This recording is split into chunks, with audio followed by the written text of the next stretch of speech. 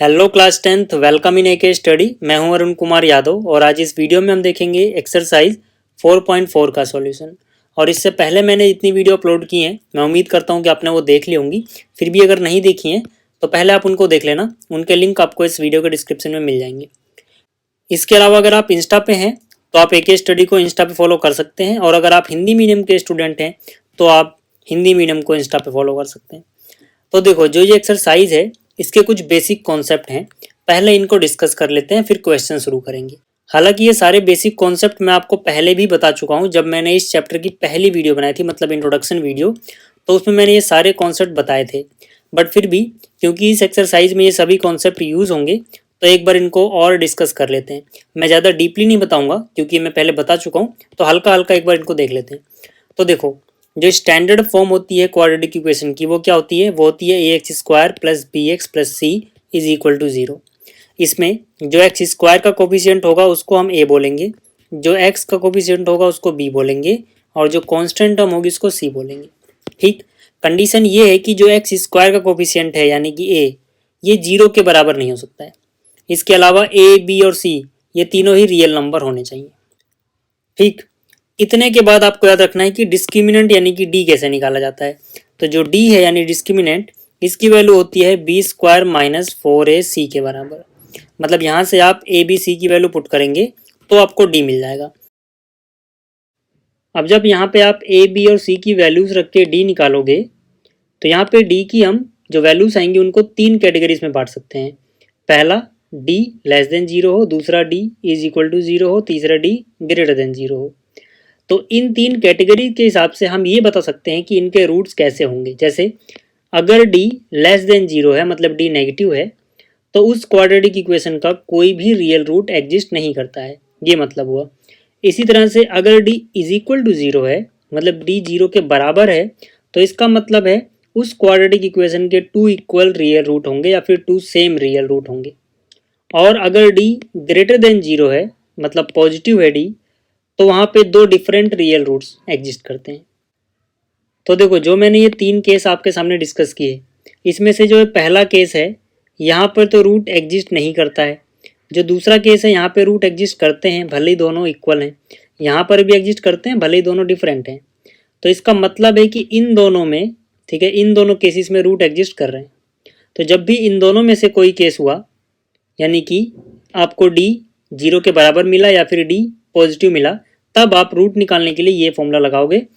इसको बोलते हैं क्वाड्रेटिक फॉर्मूला। यहाँ पर जो x है ये रिप्रेजेंट करता है रूट्स को। तो x बराबर होता है minus B plus minus under root D divide by 2a। ठीक है, तो ये क्वाड्रेटिक फॉर्मूला आपको याद रखना है। बहुत बार हम d की जगह पे क्या याद रखते हैं? बी स्क्वायर माइनस 4ac, दोनों एक ही बात है, क्योंकि B square minus 4ac D की ही वैल्यू है। तो यहाँ पे आप डी याद रखो या फिर ये याद रखो, आपकी मर्जी। ठीक भाई, तो इतनी बातें आपको समझ में आनी चाहिए। अब शुरू करते हैं क्वेश्चंस को। देखो, जो यहाँ पे पहला क्वेश्चन है, इसमें बोला गया find the nature of the roots of the following quadratic equation, if real root exist find them. मतलब यहाँ पे हमें रूट का नेचर बताना है। रूट का नेचर मतलब डी निकालेंगे, उसके हिसाब से हम बताएंगे कि उनके रूट एग्जिस्ट करते भी हैं या फिर नहीं, और अगर एग्जिस्ट करते हैं तो डिफरेंट है या फिर सेम है। ठीक है, तो मतलब क्या, अगर मैं पहला पार्ट करूं तो यहाँ पर है 2x square minus 3x plus 5 is equal to 0। मैंने ये वाला यहाँ पे कॉपी कर लिया। अब मुझे क्या करना है? मुझे ए बी और सी पता लगाना है। मैंने आपको क्या बोला? स्टैंडर्ड फॉर्म होती है a x square plus b x plus c is equal to 0। मतलब एक्स स्क्वायर का कोफिशिएंट ए है, एक्स का कोफिशिएंट बी है और कांस्टेंट टर्म सी है। तो यहाँ पे एक्स स्क्वायर के साथ है 2, मतलब ए की वैल्यू हो गई 2। उसके बाद x के साथ है -3, मतलब जो b है उसकी वैल्यू हो गई -3, और जो कांस्टेंट टर्म है वो है 5, मतलब c की वैल्यू हो गई 5। अब क्योंकि यहाँ पे बात की गई है नेचर ऑफ रूट, पहले पता लगाओ, उसके बाद उनको निकालो अगर वो एग्जिस्ट कर रहे हैं। तो पहले नेचर ऑफ रूट कैसे पता लगाएंगे? डिस्क्रिमिनेंट यानी d से। तो d निकाल के देखते हैं। d का फॉर्मूला मैंने आपको बताया बी स्क्वायर माइनस 4ac, तो यहाँ पे लिख दो। ठीक है, कोई भी टेंशन नहीं लेनी। क्लास 10th में जितने भी चैप्टर्स मैं आपको कराने वाला हूँ सब आपको इजी लगेंगे, बस आप शांति से वीडियो देखो। तो यहाँ पर देखो b का स्क्वायर है, b की वैल्यू है -3, तो b की जगह आ जाएगा -3 का स्क्वायर, माइनस में है 4, उसके बाद है a इंटू सी, तो a की वैल्यू 2 और c की वैल्यू 5 यानी कि 2 इंटू 5। ठीक, तो -3 का स्क्वायर हो गया +9, माइनस 4 2 जा 8 5 जा 40, तो निशान अलग अलग है, 40 माइनस का है और 9 के पहले मतलब प्लस है, तो निशान अलग अलग होता है तो घटाते हैं, 40 में से 9 घटा दो 31 बचेगा माइनस का, जिसमें से घटाया उसके आगे का निशान लगेगा यहाँ पे। तो यहाँ पर जो d है वो -31 है, इसका क्या मतलब हुआ, इसका मतलब यही तो है कि जो d है वो लेस देन जीरो है, d लेस देन जीरो यानी नेगेटिव है। तो जब ये नेगेटिव होगा तो हम बोलेंगे कोई रियल रूट एग्जिस्ट नहीं करता, नो रियल रूट एग्जिस्ट। ठीक है, तो जब एग्जिस्ट ही नहीं करता रियल रूट तो हम निकालेंगे भी नहीं। हमें कब निकालना है, अगर रियल रूट एग्जिस्ट करता है तब हमें फाइंड करना है। तो पहला पार्ट आपको समझ में आ गया। अब दूसरे की बात करते हैं, इसको मैं मिटा देता हूँ। ठीक, अब देखो जो यहाँ पे दूसरा पार्ट है, ठीक, इसको अगर मैं यहाँ पे कॉपी करूँ तो अपने पास है, दूसरे की बात कर रहा हूँ मैं, 3x square minus 4 under root 3x plus 4 is equal to 0। तो यहाँ पे एक्स स्क्वायर का जो कोफिशियंट है वो a हो जाएगा, मतलब a की वैल्यू हो गई 3, जो x के साथ है यानी कि ये हो जाएगा b, यानी कि b की वैल्यू आ गई -4√3, और जो कांस्टेंट टर्म है मतलब जिसके पास x है ही नहीं वो c होगा, तो c की वैल्यू आ गई 4।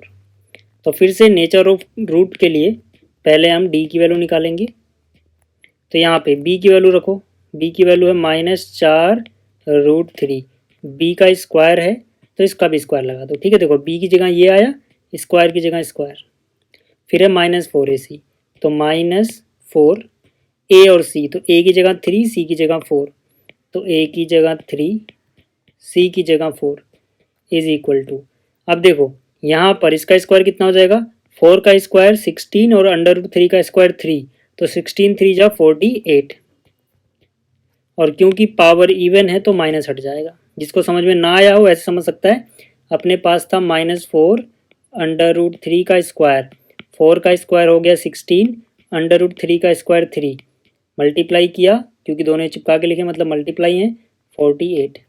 ठीक, ये आ गया, -4 3 जा 12, 12 4 जा 48, तो 48 माइनस 48 कितना आया 0, तो d 0 है, इसका मतलब क्या है, d 0 है मतलब रूट का नेचर क्या है, रूट का नेचर है टू इक्वल या टू सेम, कुछ भी बोल सकते हो, रियल रूट्स, रियल रूट्स। ठीक है, अब दो इक्वल रियल रूट हैं, मतलब रूट एग्जिस्ट तो कर रहे हैं ना, जब रूट एग्जिस्ट कर रहे हैं तो हमसे बोला गया है कि अगर एग्जिस्ट कर रहे हैं तो उनको फाइंड करो। ठीक है, तो कर लेते हैं फाइंड भाई, क्या दिक्कत है। मैंने क्या बोला, रूट के लिए हम क्वाड्रेटिक फॉर्मूला लगाएंगे। क्वाड्रेटिक फॉर्मूला अपने पास है -b plus minus √b² -4ac लिखो या फिर d लिखो, डिवाइड बाई 2 है। तो यहाँ से क्या देखो, -b, ठीक है, माइनस के बाद क्या है b है, और b की वैल्यू क्या है अपने पास, b की वैल्यू अपने पास है -4 √3। ठीक है, तो यहाँ पे लिखेंगे b की वैल्यू है -4 √3।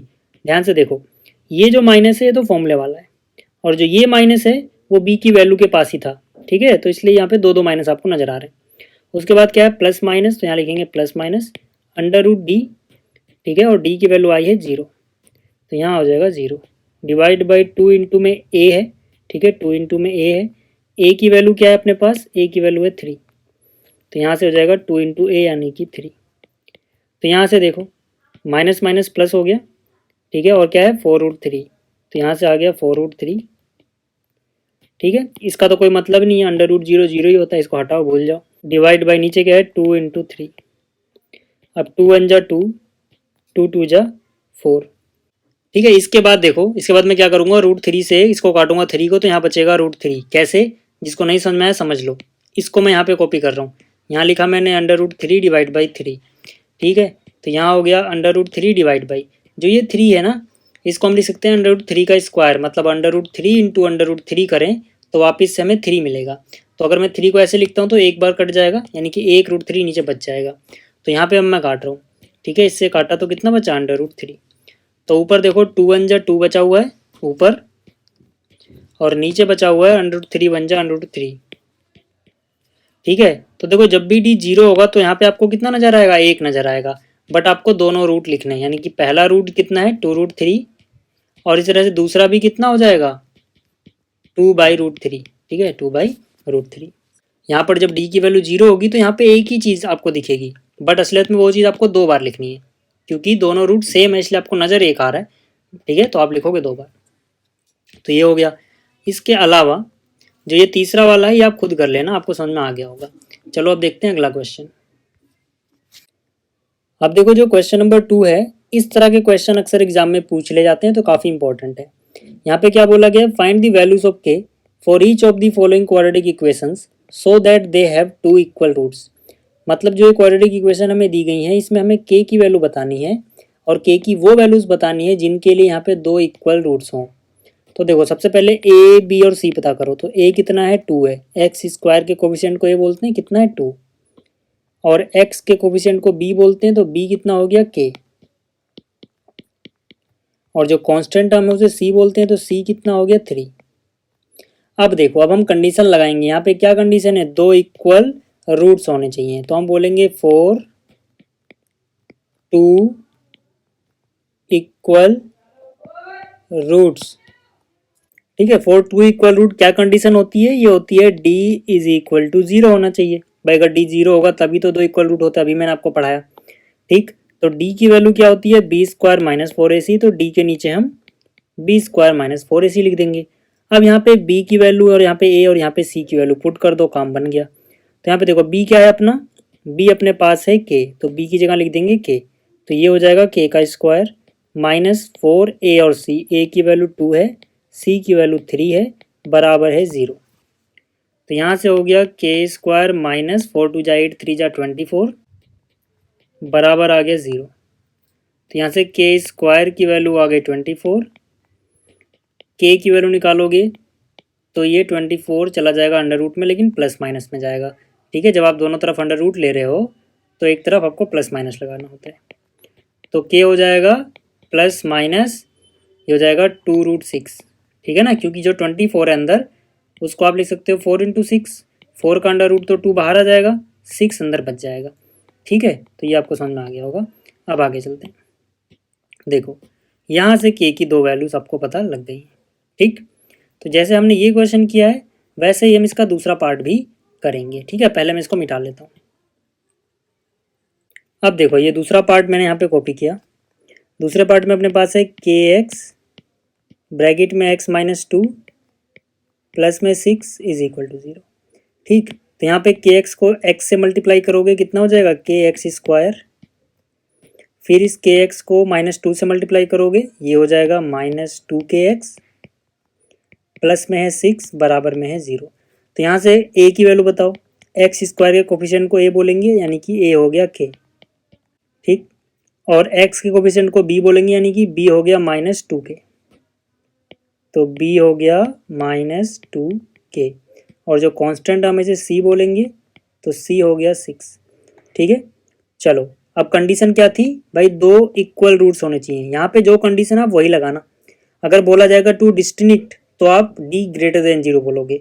अगर बोला गया 2 इक्वल तो आप बोलोगे फॉर 2 इक्वल रूट। ठीक है, फॉर 2 इक्वल रूट्स, तो 2 इक्वल रूट्स के लिए क्या हो जाएगा, d इज इक्वल टू 0। तो d की वैल्यू क्या है, बी स्क्वायर माइनस 4ac, कितना आ गया 0। तो यहाँ पर क्या है, b का स्क्वायर, b की वैल्यू है -2k, तो ये हो जाएगा -2k का स्क्वायर माइनस में 4ac। ठीक है, a की वैल्यू क्या है k और c की वैल्यू है 6, यानी आ जाएगा b की वैल्यू, a की वैल्यू k और c की वैल्यू 6। तो यहाँ से -2 का स्क्वायर 4k स्क्वायर माइनस में 4 6 जा 24k, बराबर में है 0। तो यहाँ से 4k कॉमन आएगा, यहाँ बचेगा k माइनस 6, बराबर में है 0। तो मतलब या तो 4k बराबर 0 या फिर k माइनस 6 बराबर 0। तो यहाँ से k की वैल्यू 0, पहली वैल्यू ये आ गई, या फिर k की वैल्यू यहाँ से क्या आएगी, 6 आएगी। तो ये 2 वैल्यूज हो सकती हैं यहाँ पे। ठीक, तो ये क्वेश्चन भी आपको समझ में आया होगा। अब देखते हैं अगला। देखो जो अगला क्वेश्चन है इसमें बोला गया is it possible to design a rectangular mango grove whose length is twice it breadth and area is 800 metre square, if so find its length at breadth. मतलब क्या ये पॉसिबल है कि हम एक ऐसा रेक्टेंगुलर मैंगो ग्रोव डिज़ाइन कर पाएँ जिसकी लेंथ जो है उसकी ब्रेथ का डबल है और एरिया है 800 मीटर स्क्वायर। ठीक, तो यहाँ पर देखो क्या बोला गया है, यहाँ पे पॉसिबिलिटी पूछी जा रही है कि क्या ऐसा रेक्टेंगुलर, ठीक है, मैंगो ग्रोव हम बना पाएंगे जिसकी जो लेंथ है उसकी ब्रेथ से डबल है। मतलब अगर ब्रेथ एक्स है तो लेंथ उसका डबल यानी 2x होगी और एरिया इसका होना चाहिए 800 मीटर स्क्वायर, ये हमें बताना है। तो हम बोलेंगे let breadth is equal to x metre. ठीक है, अगर ये ब्रेथ x आ गई सो लेंथ कितनी आएगी, लेंथ उसका डबल आएगी भाई 2x मीटर। ठीक है, एरिया अपने को पता है, एरिया कितना है, एरिया है 800 मीटर स्क्वायर। एरिया क्या होता है, लेंथ इंटू ब्रेथ, लेंथ कितनी है 2x और ब्रेथ कितनी है x, तो इनको मल्टीप्लाई करने पे एरिया आना चाहिए जो कि है 800। तो 2x इंटू एक्स यानी एक्स स्क्वायर बराबर कितना 800, 2x स्क्वायर 800 है तो x स्क्वायर कितना होगा 400, दोनों तरफ 2 से डिवाइड कर दो। ठीक है, तो अब यहाँ से भी देख के बता सकते हो कि हाँ पॉसिबल तो है क्योंकि एक्स स्क्वायर की वैल्यू पॉजिटिव में आ रही है, किसी नंबर का स्क्वायर पॉजिटिव है तो कोई दिक्कत नहीं होनी चाहिए। ठीक है, आप सोच भी सकते हो 20 का स्क्वायर होता है 400, तो ऐसे भी निकाल सकते हो, बट कोई नहीं, हम अपने कॉन्सेप्ट से ही करेंगे, मतलब डी वाले तरीके से। ठीक है, आप चाहो तो वैसे भी कर सकते हो बट डी वाले तरीके से ही करेंगे हम। तो यहाँ से क्या हो जाएगा, देखो एक्स स्क्वायर 400 को इधर लाओ बराबर बचेगा 0। अब हम क्या करेंगे, डी निकालेंगे। डी निकालने के लिए हमें क्या चाहिए, ए चाहिए, बी चाहिए, सी चाहिए। ए क्या होता है, एक्स स्क्वायर का कोफिशिएंट। ठीक है, ये अपनी क्वाड्रेटिक इक्वेशन। तो यहाँ पे एक्स स्क्वायर के साथ क्या है 1, तो ए की वैल्यू तो 1 हो गई। फिर बी क्या होता है, बी होता है एक्स का कोफिशिएंट, इसमें एक्स है ही नहीं तो मतलब ये जो बी है उसकी वैल्यू 0 रही होगी। उसके बाद सी क्या है, ये कांस्टेंट टर्म जिसके पास एक्स नहीं होता है, तो यानी कि हो जाएगा -400। ठीक, तो यहाँ पे हम बोलेंगे कि भाई इसका डी निकालते हैं, तो डी हो जाएगा बी स्क्वायर -4ac। तो यहाँ से बी है 0 -4, ए की वैल्यू है 1, सी की वैल्यू है -400। तो ये कितना होगा, 0 का स्क्वायर तो 0 ही हो गया, यहाँ से 4 4 जा 16 यानी 1600 हो गया ये। ठीक है, माइनस माइनस प्लस हो गया। तो डी की वैल्यू पॉजिटिव आ रही है तो बोलेंगे yes it is possible, yes it is possible to design. ठीक है, मैं सिर्फ इट इज़ पॉसिबल लिख रहा हूँ, मतलब ऐसा रेक्टेंगुलर ग्रो बनाना पॉसिबल है। ठीक है, यहाँ पे बोला गया था कि अगर पॉसिबल है, इफ सो अगर ऐसा है तो लेंथ और ब्रेथ भी बता दो, कोई दिक्कत नहीं है, बता देते हैं। देखो हम क्या निकालेंगे, इसके रूट्स, क्वाड्रेटिक फॉर्मूला यूज़ करेंगे, -b plus minus √d divide by 2 है। हालांकि ऐसा करने की ज़रूरत नहीं है, मैंने जैसे पहले ही बोला एक्स स्क्वायर 400 है तो एक्स की वैल्यू सीधा 20 दिख रही है, बट फिर भी मैं तरीके से ही कर रहा हूँ। ठीक है, तो यहाँ पर देखो x बराबर -b, b तो है 0, प्लस माइनस √d, d है 1600 डिवाइड बाई 2 a की वैल्यू कितनी है, यहाँ पे a की वैल्यू है 1, तो ये हो जाएगा √1600 कितना हो गया 40 प्लस माइनस 40 डिवाइड बाई 2 1 जा 2। ठीक है, तो मतलब x की वैल्यू आ गई +-20। ठीक है, 2 से इसको काटोगे कितना हो जाएगा 20। बट यहाँ पे बोलेंगे but x can not be negative, x negative नहीं हो सकता, सो x बराबर सिर्फ +20 लेंगे हम। अच्छा, x नेगेटिव क्यों नहीं हो सकता, क्योंकि x क्या है, ब्रेथ की लंबाई, और लेंथ कभी नेगेटिव नहीं होती। ठीक है, तो यहाँ पे देखो हमें लेंथ और ब्रेथ निकालनी थी, बी फॉर ब्रेथ कितनी थी अपने पास x, जो कि कितना आया 20, तो मतलब ये होगी ब्रेथ 20 मीटर। उसके बाद हमें लेंथ निकालनी थी, लेंथ कितनी थी उसका डबल, यानी 20 का डबल सीधा लिख दे रहा हूँ 40 मीटर। ठीक, तो ये क्वेश्चन भी हो गया। अब देखते हैं अगला क्वेश्चन। अब देखो जो अगला क्वेश्चन है इसमें बोला गया है is the following situation possible, मतलब जो ये सिचुएशन हमें दी गई है क्या ये पॉसिबल है, if so determine there present ages, मतलब अगर पॉसिबल है तो उनकी एज निकालनी है प्रेजेंट वाली। क्वेश्चन क्या है, this sum of ages of 2 friend is 20 year, 4 years ago the product of their ages in years was 48। मतलब प्रेजेंट में दो फ्रेंड हैं, उनकी एज का जो सम निकाला जाता है तो वो आता है 20। ठीक, 4 साल पहले उनकी एज जो रही होगी उसका प्रोडक्ट था 48। क्या ऐसा पॉसिबल है? देखते हैं सॉल्यूशन। देखो, मान लेते हैं let present as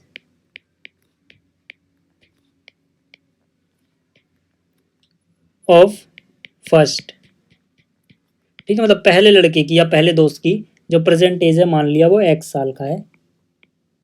so present age of second, second की एज कितनी होगी? 20 माइनस एक्स ईयर्स। क्यों होगी 20 माइनस ईयर्स? भाई दोनों को जोड़ के 20 आता है, दोनों की एज को जोड़ के कितना आता है? 20। तो अगर एक की x होगी तो x हटा दो 20 में से, जितना बचेगा वो दूसरे की होगी। ठीक है, अब इसके बाद बात की गई 4 साल पहले की, तो हम लिखेंगे 4 years ago. 4 years ago age of first was, age of first मतलब फर्स्ट फ्रेंड, ठीक है, फर्स्ट वॉज। पहले की एज कितनी रही होगी? देखो प्रेजेंट में ये x साल का है तो 4 साल पहले x से 4 साल कम रही होगी। ठीक है, और age of second was, second की एज कितनी रहेगी? अभी कितना है? 20 माइनस एक्स। 4 साल पहले इसमें से 4 घटा दो, 20 माइनस 4 यानी 16। ठीक है, इसमें से 4 कम कर दो, ठीक है ना, 20 माइनस 4 16 हो गया। अब अकॉर्डिंग टू क्वेश्चन, क्वेश्चन के हिसाब से इनकी जो 4 साल पहले वाली एज है इनका अगर हम प्रोडक्ट निकालें, यानी कि x माइनस 4 इंटू में 16 माइनस एक्स, ये अगर हम प्रोडक्ट निकालें तो कितना आना चाहिए? 48 आना चाहिए। देखते हैं कि ऐसा पॉसिबल हो पाता है या नहीं। चलो सॉल्व करो इसको। x इंटू 16 कितना हो गया? 16x। फिर x इंटू माइनस एक्स कितना हो गया? Minus x square. फिर माइनस 4 इंटू 16 यानी कितना हो गया? माइनस का 64। फिर माइनस माइनस प्लस 4x बराबर कितना? 48। अब देखो बड़ी पावर वाली टर्म पहले लिखो, मतलब एक्स स्क्वायर वाली पहले लिखो तो हो जाएगा माइनस एक्स स्क्वायर। उसके बाद एक्स वाले ढूंढो, 16x और 4x कितने एक्स हो गए? 20x। उसके बाद यहाँ पर क्या है? 64, ठीक है, और यहाँ पे क्या है? 48। तो मतलब माइनस का 64 और इधर आया 48, उधर बचा 0। तो यहाँ हो गया माइनस एक्स स्क्वायर प्लस में 20x, दोनों के निशान एक जैसे जुड़ जाएंगे तो माइनस में कितना हो गया? 112 बराबर है 0। ठीक है, देखो एक्स स्क्वायर के कोफिशिएंट को हम अक्सर पॉजिटिव रखते हैं, तो सबको क्या करो, इस तरफ भी -1 से मल्टीप्लाई कर दो, इस तरफ भी, मतलब सबके निशान बदल दो। X square plus 20x minus 20x हो जाएगा और ये प्लस का 112 हो जाएगा बराबर 0। अब यहाँ पे d निकाल लो, अगर d की वैल्यू नेगेटिव आई तो पॉसिबल नहीं है, नहीं तो पॉसिबल है। तो d क्या हो जाएगा? B square minus 4ac। b की वैल्यू क्या है यहाँ पे? -20, तो ये हो जाएगा -20 का स्क्वायर माइनस 4। ए की वैल्यू 1 है, देखो एक्स स्क्वायर कोफिशिएंट 1 है, और सी की वैल्यू 112 है। ठीक, तो देखो डी कितना आएगा? ये हो जाएगा 400 माइनस ये कितना? 112 4 जा 448। ठीक है भाई, तो यहाँ पे तो वैल्यू आ गई नेगेटिव में। ठीक है, डी की वैल्यू नेगेटिव होने का क्या मतलब है? इसके रूट एग्जिस्ट नहीं करते, मतलब नॉट पॉसिबल, पॉसिबल नहीं है लिख के आगे बढ़ जाओ, क्वेश्चन आगे खत्म। ठीक, तो हम यहाँ क्या बोल देंगे? सिर्फ पॉसिबल नहीं है, क्योंकि डी नेगेटिव आ रहा है। चलिए अब अगला क्वेश्चन देखते हैं। अब देखो जो अगला क्वेश्चन है और आखिरी क्वेश्चन भी है इस एक्सरसाइज का, इसमें बोला गया it is possible to design a rectangular park of perimeter 80 metre and area 400 metre square, if so find its length and breadth. मतलब क्या ऐसा रेक्टेंगुलर पार्क बनाना पॉसिबल है जिसका पेरीमीटर हो 80 और एरिया हो 400? ठीक है, पेरीमीटर कितना है? 80 मीटर, एरिया कितना है? 400 मीटर स्क्वायर। ठीक है भाई, तो यहाँ पर देखो मैंने लिखा let length is equal to x and breadth is equal to y. ठीक है, अब देखो पेरीमीटर कितना दिया गया है? 80। पेरीमीटर क्या होता है रेक्टेंगल का? 2 लेंथ प्लस ब्रेथ, कितना है 80। ठीक है, तो यहाँ से हो जाएगा 2, लेंथ की वैल्यू मान ली x प्लस ब्रेथ कितना है y बराबर हो गया 80। तो यहाँ से x प्लस वाई की वैल्यू कितनी आ गई, 2 गया डिवाइड में यानी 40। एक बात तो हमें ये पता है। दूसरी देखो एरिया कितना है 400। एरिया होता है लेंथ इंटू ब्रेथ, तो लेंथ की जगह सीधा मैं लिख रहा हूँ, लेंथ की वैल्यू मैंने x मानी है, ब्रेथ क्या है y बराबर है 400। ठीक है, अब इसके बाद क्या करो, यहाँ से आप x या y किसी एक की वैल्यू निकाल के यहाँ पे पुट कर दो। ठीक है, क्वाड्रेटिक इक्वेशन बन जाएगी। तो यहाँ से मैंने y की वैल्यू निकाली, y की वैल्यू आ गई 40 माइनस एक्स। ठीक है, ये y मैंने यहाँ पे पुट किया, तो x की जगह तो x रहेगा, y की जगह पे आ गया 40 माइनस एक्स बराबर है 400। यहाँ से हो गया x इंटू 40 यानी 40x, और x इंटू माइनस एक्स यानी माइनस एक्स का स्क्वायर इज इक्वल टू कितना है 400। तो यहाँ पे माइनस एक्स स्क्वायर पहले लिख रहा हूँ, फिर 40x लिख रहा हूँ और 400 में इधर लेके आ रहा हूँ। ठीक है, मैंने क्या किया, माइनस एक्स स्क्वायर पहले लिखा, फिर ये लिख दिया और इसको मैं इधर ले आया माइनस में। ठीक है, तो ये हो जाएगा एक्स स्क्वायर, सबका निशान बदल दे रहा हूँ, मतलब माइनस से सब तरफ मल्टीप्लाई कर दिया। अब देखते हैं इसका रूट एग्जिस्ट कर रहा है कि नहीं, मतलब डी की वैल्यू क्या आ रही है। तो डी क्या होता है, बी स्क्वायर माइनस 4ac, तो बी की वैल्यू है माइनस 40 माइनस में 4, ए की वैल्यू एक्स स्क्वायर कोफिशिएंट 1 है, सी की वैल्यू क्या है 400 है। तो ये हो जाएगा 1600 माइनस में 4 4 जा 16 यानी 1600, यानी आ गया 0। तो 0 आ गया तो हम बोलेंगे हाँ पॉसिबल है। ठीक है, और पॉसिबल है तो इसका रूट निकाल लें बस। ठीक है, आप लिख देना यस इट इज़ पॉसिबल। ठीक, तो x बराबर क्या हो जाएगा, minus B plus minus under root D divide by 2a। तो हो जाएगा माइनस बी, बी की वैल्यू कितनी है, बी की वैल्यू है माइनस 40। ठीक है, तो हो जाएगा minus of minus 40 divide by 2, ए की वैल्यू है 1। तो x की वैल्यू कितनी होगी, माइनस माइनस 40 डिवाइड बाई 2 यानी कि 20। ठीक है, तो x तो आ गई 20, y भी निकाल लेते हैं। y कहाँ पे आया, देखो y है 40 माइनस एक्स, तो मैंने यहाँ पे लिखा y बराबर 40 माइनस एक्स यानी कि 40 माइनस 20 यानी कि 20।